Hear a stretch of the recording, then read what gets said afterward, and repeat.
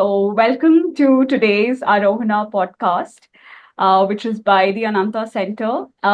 This is the Neighbourhood Series, and we are very delighted to have Dr. Bhagya Senaratne join us for this conversation. I would like to introduce Dr. Bhagya Senaratne. She's a Director of Education at the Bandaranaike Centre of International Studies, Sri Lanka, where she leads educational initiatives, create innovative teaching programs, and foster global understanding. She gives leadership to the International Relations and Language and Cultural Studies divisions. Previously, she served as a postdoctoral fellow of Global Asia at New York University, Shanghai, leading projects on the Belt and Road Initiative and conducting high-level interviews with government officials. She has over 8 years of experience as a senior lecturer at General Sir John Kotewala Defence University, impacting over 5,500 students. Dr. Senaratne's research focuses on foreign policy analysis, China studies, diplomacy, strategic communication, and ocean politics. She has co-edited several publications, including Pakistan-Sri Lanka Relations, A Story of Friendship in 2017, and Sri Lanka's Post-Independence Defense Policy, Past, Present, and Future Projections in 2023. Bhagya, we are very delighted to have you. Thank you so much, Swati. I think I'm absolutely delighted that I get to be part of this conversation and be part of the series of conversations you have been having through the Aspen Center. Thank you. So, to begin with, I would like to ask you on, the significance of PM Modi's recent visit to Colombo. I would like to understand a Sri Lankan perspective here. Sure. I think Prime Minister Modi's visit is actually very important for Sri Lanka on several fronts. First being that it's the first foreign visit Sri Lanka has had since a slightly new president, Kumar Dissanayake, assumed duties. So in that respect, I think it's important. And secondly, because President Disanayake's first foreign visit was to India. So it's kind of a reciprocation of that visit that President Dissanayake took. So in two ways, we see some significance, some continuity in the relations President Dissanayake is having with India. So in that way, I feel it's significant. And also for me, because initially I think a lot of us were wondering whether there would be an China tilt or, the phasing of Sri Lanka's foreign policy. So these visits kind of tell us this might be the trajectory of Sri Lanka's relations. And I think Prime Minister Modi's visit to Sri Lanka helps us understand Sri Lanka's foreign policy better. Okay. So do you see this visit as a continuation of existing diplomatic momentum, or has there been any shift in India's approach to Sri Lanka? I think, I don't know if we can say continuation, Swati, because diplomatic relations between India and Sri Lanka have been tumultuous during the recent past. But if you're talking of relations maybe over the past 2 years or so, then you can say there is some continuation going into 2025 because of Indian assistance to Sri Lanka and during the crisis. So in that way, this is then a continuation of relations. But if you look at the overall relationship between the two countries, then I think this is a different outlook, a different phase of the relationship, where this particular period is closer. India has been closer to Sri Lanka, and even Sri Lanka has been somewhat closer to India.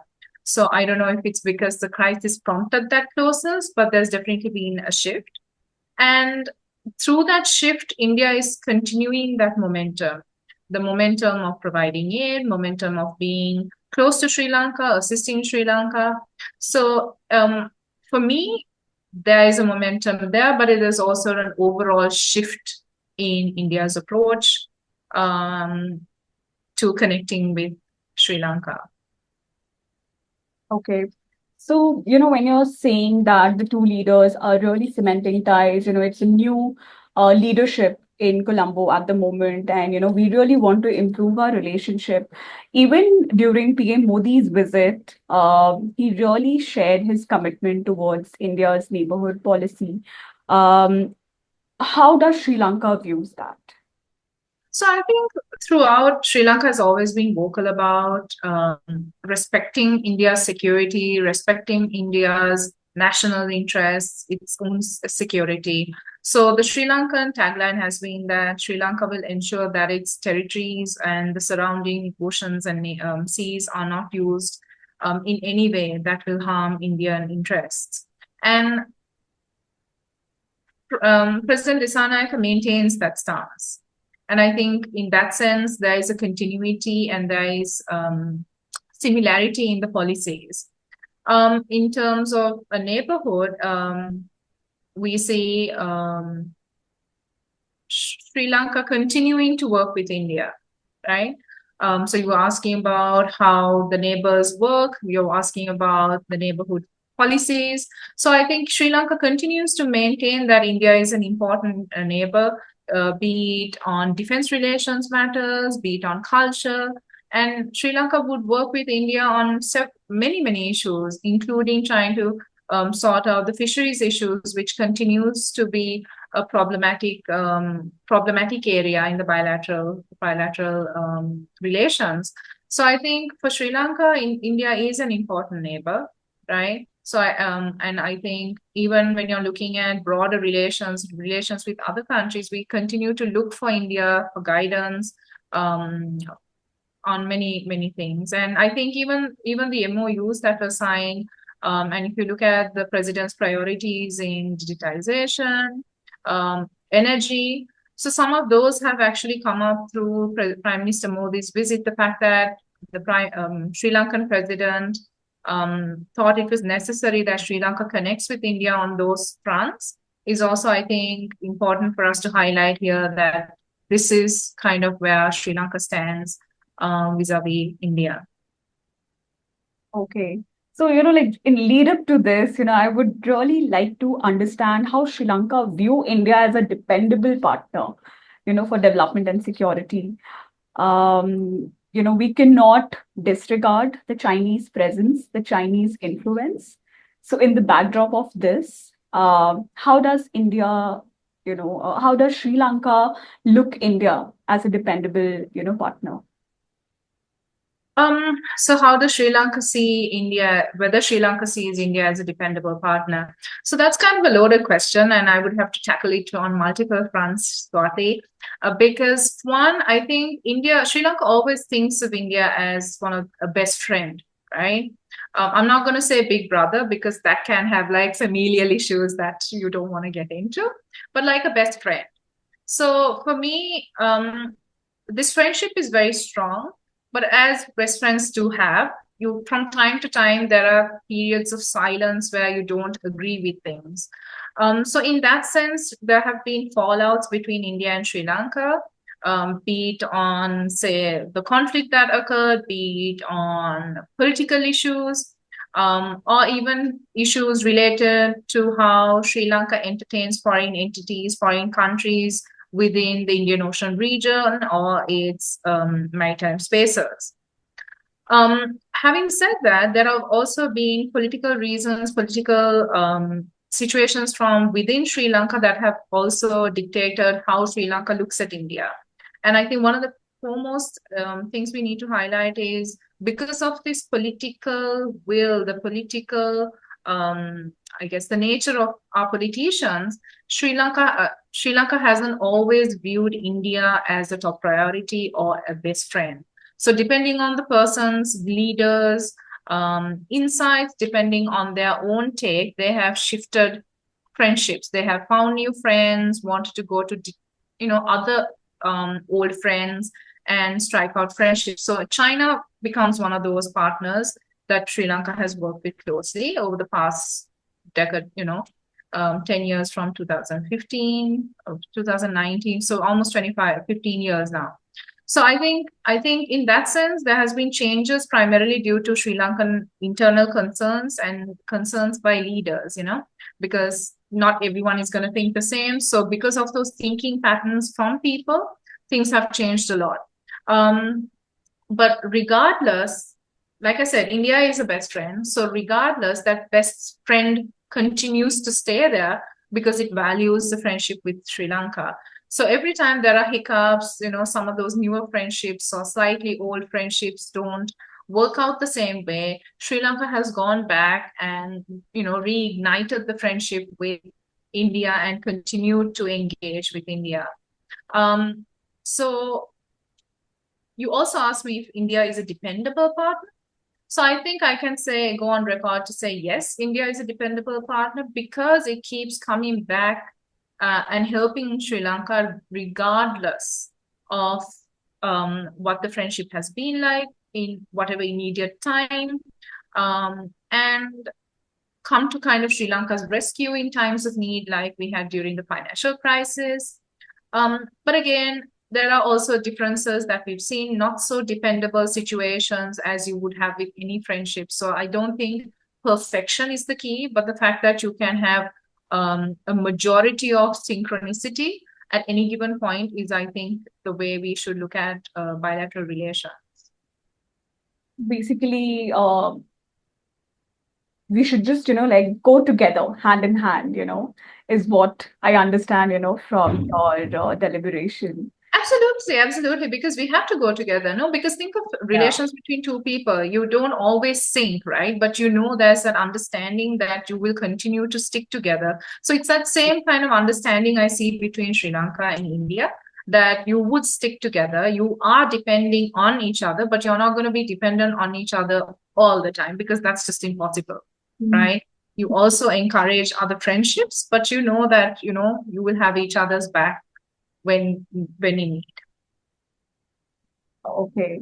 And you also mentioned about the Indian Ocean. So, with the global attention uh, turning towards the Indian Ocean, how do India-Sri Lanka ties shape regional security and maritime cooperation?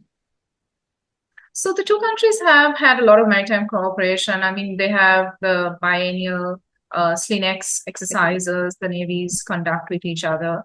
There are also the Mitra Shakti aimed army exercises. So there's bilateral cooperation, and also I think India has provided OPVs for Sri Lanka to further safeguard the navy's access to the Indian Ocean region. So I mean, yes, we understand that. The Indian Navy is very strong and it wants to navigate the entire Indian Ocean, but then it also understands that it can't do it all on its own. So there is a sharing of responsibilities within Sri Lanka being positioned for the south of India and having greater access into the Indian Ocean region. It can support India in its defense and securing of the Indian Ocean spaces. So in that way, I think there's collaboration and like-minded thinking in understanding that the Indian Ocean, regardless of who safeguards it, Swati, regardless of who does it, India or Sri Lanka, what matters is that the Indian Ocean is safe. So I think the two navies have also been working together.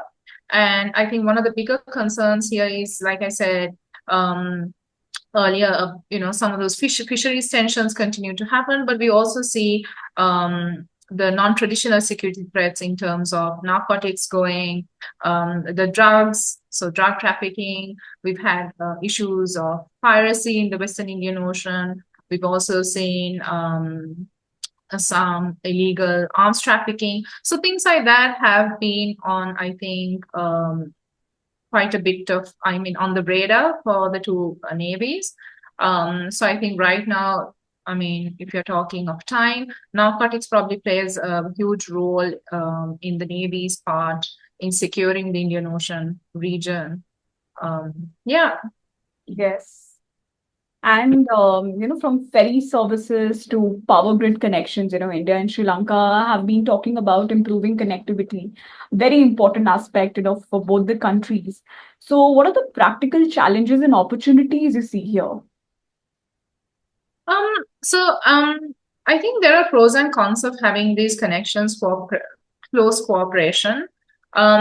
When talking of power grids, I think one of the bigger concerns for us in Sri Lanka is that We are aware that power isn't the greatest source within India, because I've seen power outages, I've experienced power outages when living in India. So I think one of the bigger concerns would be connecting it to the Indian grid. Would that mean there'll be a deficit in Sri Lankan energy, right? So whether Sri Lankans would have adequate energy supplies. So I think there's a concern within Sri Lanka about what this would mean for Sri Lanka. I also know that India is connected to the Nepal and Bhutan grids, and also there's conversations about connectivity to Bangladesh. But the point is that with the growing demand in India, whether Sri Lanka being connected to the Indian grid would mean there would be a deficit within Sri Lanka, and how Sri Lanka plans on managing that. And there was also this conversation about, I think with these recent conversations of what's happening in the neighborhood, and with this conversation about various treaties being suspended, and especially on water, and how India is managing those conversations, I guess there is a natural worry within the Sri Lankan circles whether this would also happen once the grids are connected, whether there would be a disruption of energy coming into Sri Lanka, just like it's going out of Sri Lanka, right? So the export of energy. So ferry services, I think, is also important. It'll further connect the two countries. There's a lot of Indians coming into Sri Lanka. About 20% of all tourist arrivals in Sri Lanka are Indian. So 1 in 3 people you find tourists are Indian tourists in Sri Lanka. So India is a huge market. Indians love to travel. Those who want to, and Sri Lanka is one of those easy places you can quickly, buy a ticket and come over. And it's very convenient. And for anyone who loves the beaches, and a quick survey of like natural vistas, we have that. Whereas maybe traveling within India could be slightly more cumbersome. So I think the ferry service would also mean there would be closer cooperation and closer connectivity, and even increase those tourist arrivals between the two countries. But this also means that people-to-people connections will increase further. Just like, people have been talking about, I guess, slightly older generations reminisce about the cooperation during that time, and how these ferry services and the train services would transport people from one country to the other, India to Sri Lanka, and vice versa. So I think it will be interesting to see how people would connect with each other. But it also means a lot of challenges, Swati, because it means upgrading infrastructure, upgrading the mindset, changing mindsets in people. Sometimes Sri Lankans tend to have anti-Indian, or I guess they're apprehensive of Indian dominance within Sri Lanka. So I think that it would take some time to shift these narratives, rewrite these narratives, and shift this mindset.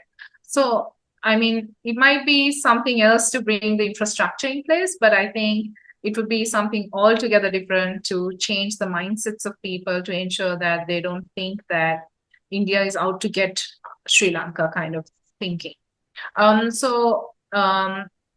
Practical challenges would be to upgrade infrastructure. If you're talking about ferry and train services, and also power grids, I mean, they've already signed an MOU on power sharing and energy. So practical challenges would be, how does the import and export of energy ensure that both sides receive energy in similar capacities, and that these are not weaponized? I'm actually writing something about this these days, but we have to make sure that resources are not weaponized when time comes.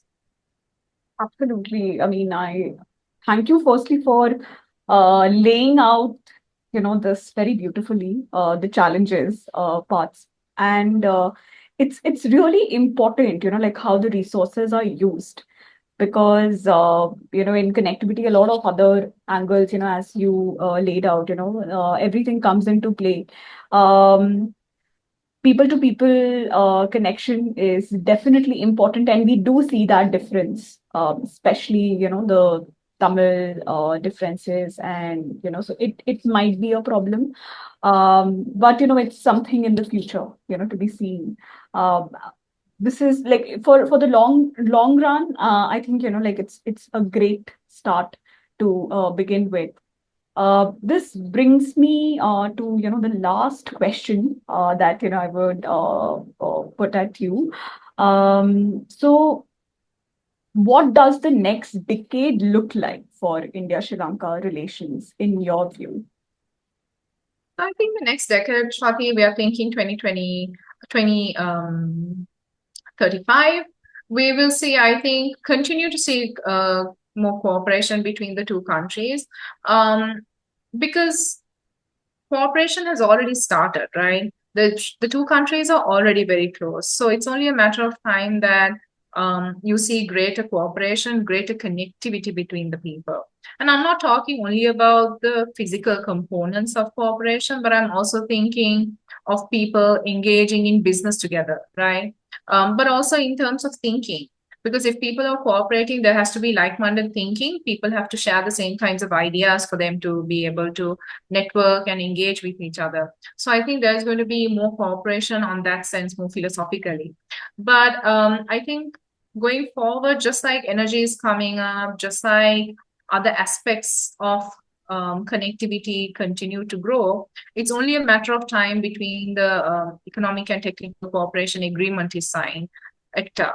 And then you will see services engaging together, and then there is the great possibility that Sri Lankan industries will be able to tap into the growing Indian market, which is slated to be the third largest economy by 2030.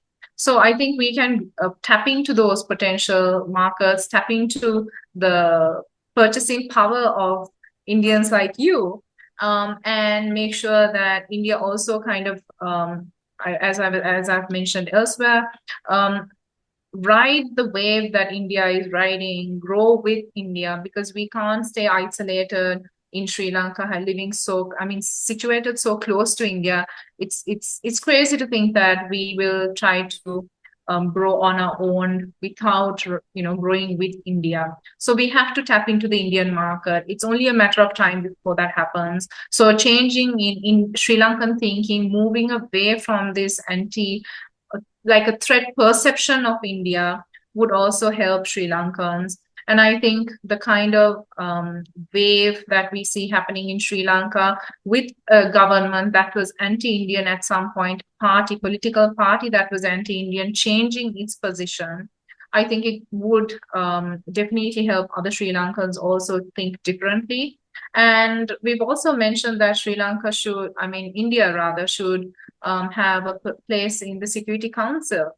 So, it's only a matter of time that all of these changes come, and Sri Lanka continues to support India. So, and just like we are getting, Sri Lanka is getting support from the Indian side, it's a matter of us supporting and us growing, Sri Lanka growing with the Indian economy.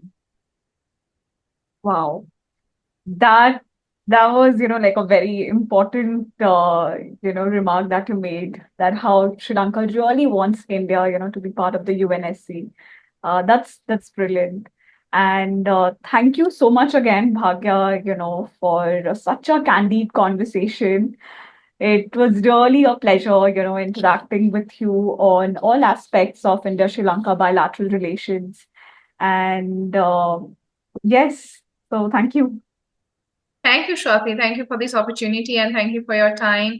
It was lovely talking to you about the bilateral relations, and also reflecting on things that have happened and things that are currently happening, but also a future projection of what could be, and also understanding that that Sri Lankans tend to be in a limited mindset and not wanting to grow. So that's where the struggle comes. No? All these threat perceptions come because of us Sri Lankans wanting to be in the comfort zone. So the more we move out of that comfort zone, I think there's potential for growth. So I guess that's where we need to go. Absolutely. And like you shared that, for that people to people interaction is very important. And I think that's where the dialogue comes into play, the kind of track 1.5, track 2 dialogues, between both India, Sri Lanka. I think that's very crucial in cementing, these ties, these sentiments further. Absolutely. So thank you once again, Bhagya, Thank and hope to see you soon on our podcast. Sure. Thank you, Swati. Thank you.